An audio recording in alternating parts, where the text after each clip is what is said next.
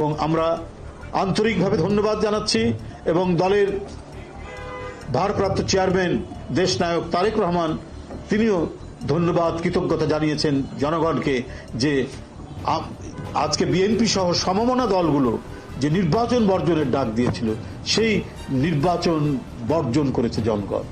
কত ভোট দিয়েছে সেটা মাইক্রোস্কোপি, ওটা অণুবীক্ষণ যন্ত্র দিয়ে দেখতে হবে।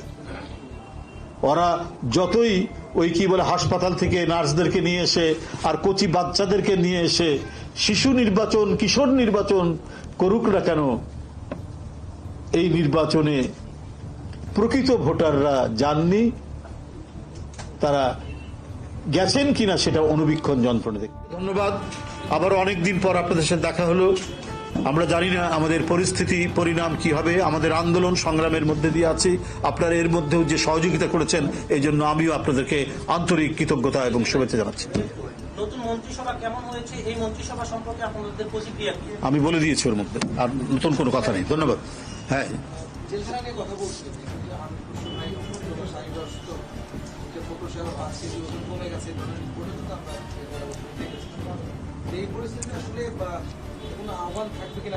না আহ্বান থাকছে। আমরা তো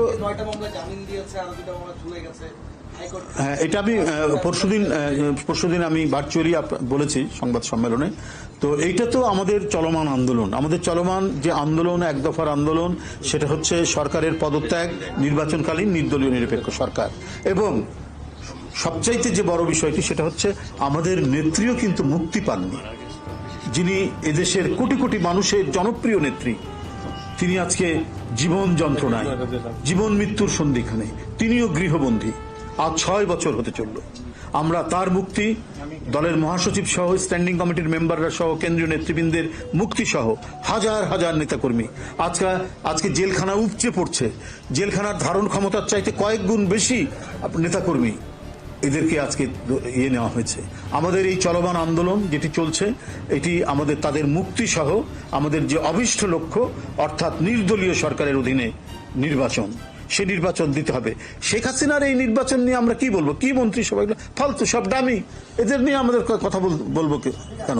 যদি একটা বৈধ নির্বাচনের মাধ্যমে কিছু হতো সেটা নাই বলা যেত।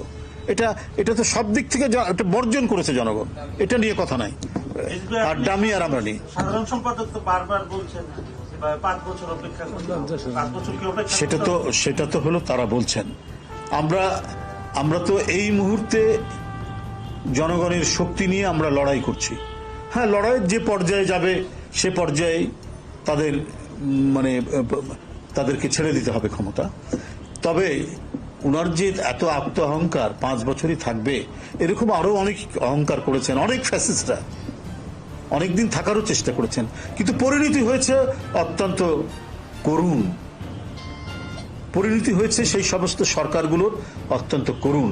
এই আস্ফালন, এই অহংকার, এগুলো কিন্তু সব এটা কাউন্টিং হচ্ছে, এগুলো জনগণের কাছে খুব কাউন্টিং হচ্ছে। যারা জনগণকে প্রতারণা করে, দেশের মালিক জনগণ, সে তার সাথে যারা প্রতারণা করে, তাদের এরকম মূর্খের অহংকার তারা করতেই পারেন, কিন্তু এটার জন্য খেসারত তাদেরকে দিতে হবে। ধন্যবাদ।